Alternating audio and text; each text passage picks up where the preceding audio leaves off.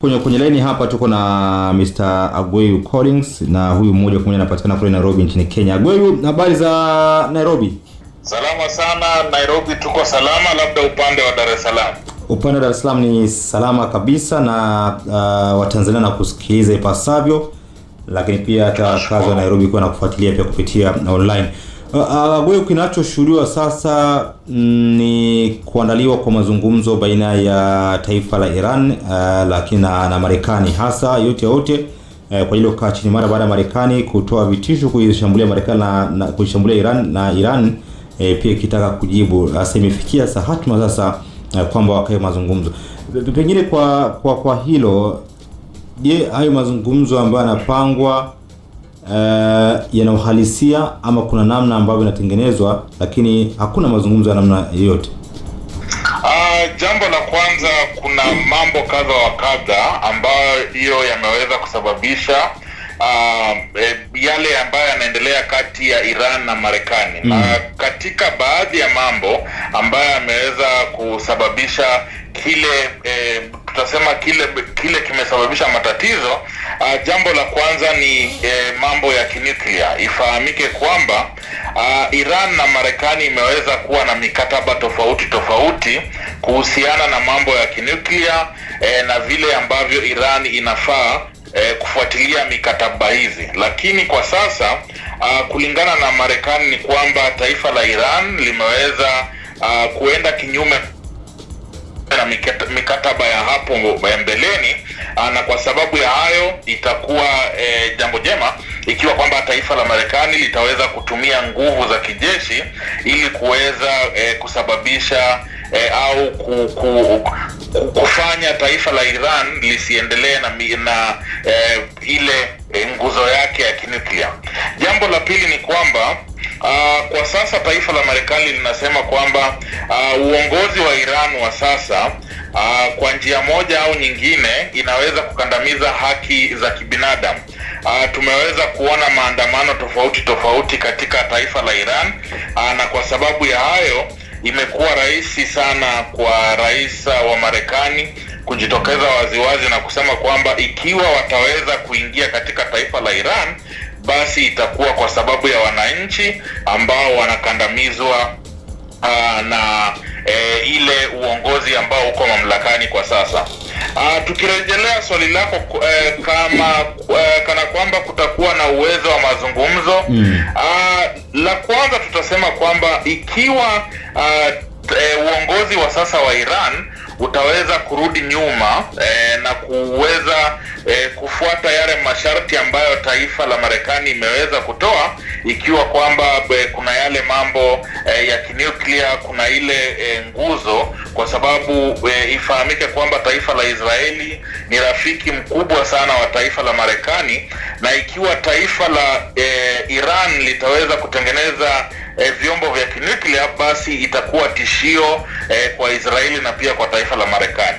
Lakini kwa sasa, ingawa kwamba mazungumzo yanatarajiwa, sioni kwamba kuna makubwa ambayo yataweza kujitokeza, kwa sababu pande zote mbili zimeweza kushikilia misimamo yao, na kwa sasa hakuna yule ambaye anataka kuachilia kile ambacho anaamini ndicho kinafaa kutendeka.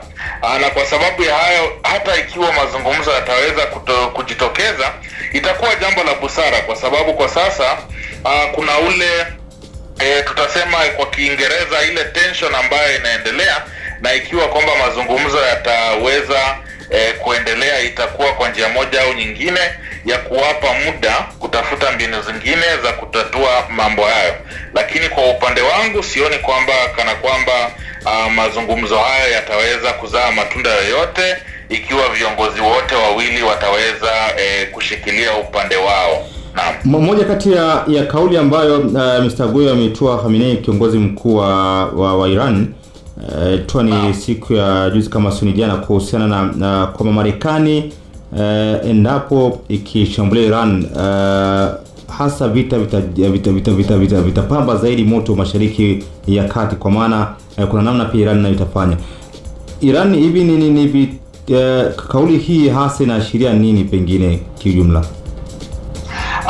Jambo la kwanza, ambalo tunafaa kuzingatia ni kwamba ingawa Iran ina nguvu kiasi ya kijeshi, kwa sasa haina nguvu ambayo itaiwezesha kuweza kuivamia Marekani moja kwa moja, kwa sababu izingatiwe kwamba ukiangalia nguvu za kijeshi za Kimarekani ziko juu kwa kiwango fulani kupita au kushinda ile ya Iran. Na kwa sababu ya hayo itakuwa rahisi sana kwa taifa la Iran kuweza kuvamia wale marafiki wa karibu wa Marekani kama wale taifa la UAE, Saudi Arabia na mataifa mengi, kwa sababu ikumbuka kwamba taifa la Marekani lina nguzo za kijeshi tofauti tofauti katika mataifa haya, na ikiwa kwamba vita itaweza kujitokeza, itakuwa rahisi sana kwa Iran kuweza kuvamia nguzo hizi ambazo zipo nje ya Marekani katika mataifa tofauti tofauti ambao pia ni majirani wa karibu wa Iran. Na kwa sababu ya kauli hiyo, jambo la kwanza ambayo tunafaa kuzingatia ni kwamba kiongozi wa Iran anaona kwamba haitakuwa rahisi kuingia katika mkataba na rais wa Marekani ambaye ni Trump, na kwa sababu ya hayo, jambo ambalo anaweza kutekeleza la muhimu ni pia kwa upande wake kuanza kujipanga, kwa sababu wanatarajia kwamba vita inaweza kutokea wakati wowote, kwa sababu hata tumeona meli za kijeshi za Marekani, baadhi yao imeweza kupelekwa karibu na taifa la Iran. La pili ambalo kiongozi wa Iran anazingatia kwa kina ni kwamba ingawa Rais Trump ameonekana kama rais ambaye anazungumza mambo mengi, lakini kutokea kile ambacho aliweza kufanya katika taifa juzi katika taifa lingine na kuweza kumchukua kiongozi au rais wa taifa lingine kutoka taifa lake, kwa njia moja au nyingine imeweza kumweka baridi pia kiongozi wa Iran, kwa sababu ingawa Rais Trump ni mtu ambaye anazungumza mambo mengi, pia ni mtu ambaye mambo yake ambaye anazungumza sio vyema kuweza kuona ni kana kwamba hawezi kuyatenda. Lakini pia katika vita tunasema kuna njia tofauti tofauti za kupigana. Kuna ile njia ya kisaikolojia, kuna ile njia ya propaganda, na kwa sasa upande wa Iran unajaribu kwa njia zote kuhakikisha kwamba vita hazitaweza kutokea kati ya Iran na Marekani. Na jambo moja ambalo wanaweza kutumia ni ile tunaita psychological war, na pia kutumia propaganda. Ikumbuke kwamba ikiwa utaweza kujitokeza kama wewe ni adui mwenye nguvu, itakuwa vigumu sana kwa yule adui yako kuingia kwako bila kujipanga, na hiyo itaweza kukupa muda wa pia wewe kujipanga upande wako. Kama Gweyu unazungumza hivyo, kwa taifa la Iran umezungumza kwamba huenda majeshi yake yakawa hayako na nguvu sana kama ilivyo kwa taifa la Marekani. Nini ambacho Marekani inahofia kwa Iran na nini ambacho pia kinawapa kiburi Iran? Kuna mambo ya kadha wa kadha ambayo tunafaa kuzingatia. Ikiwa vita itaweza kutokea kati ya Marekani na Iran, itakuwa rahisi sana kwa Iran kuwaingilia au kuwavamia washirika wa karibu wa Marekani, na baadhi ya washirika wa karibu wa Marekani ni taifa la Israeli na mataifa mengine yaliyo katika Middle East. Na kwa sababu ya hayo, ukiangalia kwa ile foreign policy ya Marekani ni kwamba ni jukumu lao kuhakikisha kwamba pia washirika wao wa karibu wapo katika njia salama. Na kwa sababu ya haya, kabla Marekani haijaweza kuingilia taifa la Iran, itabidi iweze kuzingatia usalama wa Israeli ambao ni jirani mkubwa wa Iran, ikizingatiwa na pale ambapo Marekani ipo, na pia na washirika wengine kama Saudi Arabia, UAE, Qatar na mataifa mengine ambayo ni majirani wakuu wa Qatar wa Iran.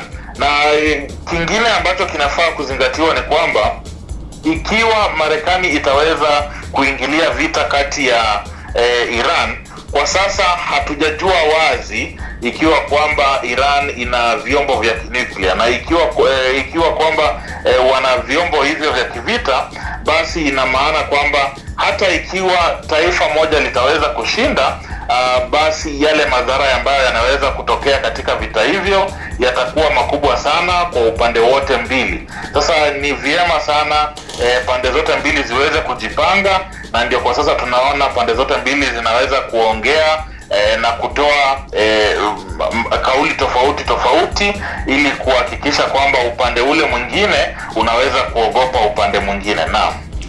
Aguayo, mazungumzo kati ya Marekani na Irani yanatosha kumaliza huu mgogoro?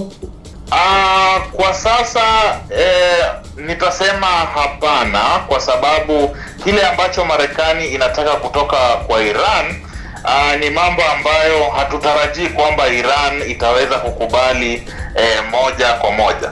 Lakini kwa upande mwingine hakuna tatizo ambalo haliwezi kusuluhishwa kupitia mazungumzo. Matatizo yote duniani makuu, hata baada ya vita, watu hufanya mazungumzo. Sasa cha muhimu ni kuzingatia kwamba mazungumzo ni suluhisho kwa matatizo yote. Ni vile kwamba kwa sasa hatutarajii Iran itaweza kukubali yale masharti ambayo imeweza kuwekwa na Marekani, lakini kwa sababu mazungumzo yanaweza kusuluhisha matatizo yote, tuna imani kwamba ikiwa itafanyika, basi itaweza kupunguza joto, lakini haitaweza kusuluhisha matatizo au ile matatizo yote ambayo yapo kwa sasa. Naam. Umetaja uadui uliokuwepo kati ya Irani pamoja na Israeli miongoni mwa sababu ambazo zinafanya Marekani ione Irani kwamba ni kitisho kwa kiasi kikubwa. Unadhani matatizo kati ya Irani na Israeli ni yapi haswa ambayo moja kwa moja imefanya Marekani iwe tayari hata kuchukua hatua zozote za kijeshi dhidi ya Irani? Kuna cha muhimu ni kwamba ukiangalia katika upande wa Middle East na kule ambapo Iran ipo, ni mahali ambapo taifa la Marekani, tunasema kwa Kiingereza, na taifa la Iran litaweza kupata nguvu kupita kiasi, basi ina muhimu sana. La kwanza, litakuwa tishio kwa Wamarekani, kwa sababu Wamarekani wamezoea, ni kawaida yao kuhakikisha kwamba wameweza kupata ile control katika pande tofauti. La pili ni kwamba wa taifa la Israeli na taifa la Marekani ni washirika wakubwa sana katika mambo ya usalama, mambo ya teknolojia na mambo tofauti. Na ikiwa kwamba wataweza kuachilia Iran iweze kupata nguvu, basi inaweza kufanyika katika miaka ijayo kwamba Iran itaweza kuivamia Israeli, kwa sababu hadi kwa sasa ukifuatilia kwa karibu, taifa la Iran limesema kwamba halitambui taifa la Israeli na kwamba taifa la Israeli linafaa kufa au kutupiliwa mbali. Na kwa sababu ya kauli kama hizo kutoka katika viongozi wa Iran, ikiwa wataweza kupewa nafasi na kupata nguvu mingi, Wamarekani wanatambua kwamba basi kuna siku ambayo itafika taifa la Iran litaweza kushambulia taifa la Israeli, na ikiwa hilo litaweza kufanyika, basi itakuwa na madhara makubwa sana. Na cha muhimu ambacho pia nafaa tuzingatie ni kwamba taifa la Iran ni baadhi ya mataifa ambayo yanatoa au yana mafuta mengi, na ikiwa kwamba itaweza kupewa nguvu kwa sasa ya kijeshi na pia nguvu ya kiuchumi, basi itakuwa tishio sana katika taifa la Marekani, katika pande ya Middle East na pia Uarabuni. Na kwa sababu ya hayo, itakuwa vyema kwamba taifa la Marekani liweze kuhakikisha kwamba taifa la Iran halitaweza kupata nguvu za kiuchumi au za kijeshi ambayo inaweza kuwa tishio kwa taifa la Marekani na pia Israeli. Naam. Mr. Aguayo Collins, tukushukuru sana kutokea huko Nairobi nchini Kenya. Asante kwa kuungana nasi moja kwa moja katika karibu sana, wasalimu wa Tanzania. Asante. Ni mchambuzi huyo wa kitaifa, masuala mbalimbali ya kitaifa na kimataifa, Mr. Aguayo Collins, ambaye tumeungana naye moja kwa moja akiwa kule Nairobi nchini Kenya, hata tukiangazia kuhusiana na sekeseke hili baina ya taifa la Marekani na Iran. Marekani inataka kufanya counter attack na target ya kwanza ya Iran ni Israel. Marekani akipiga Iran tu, majibu ya kwanza Iran ni kusamaratisha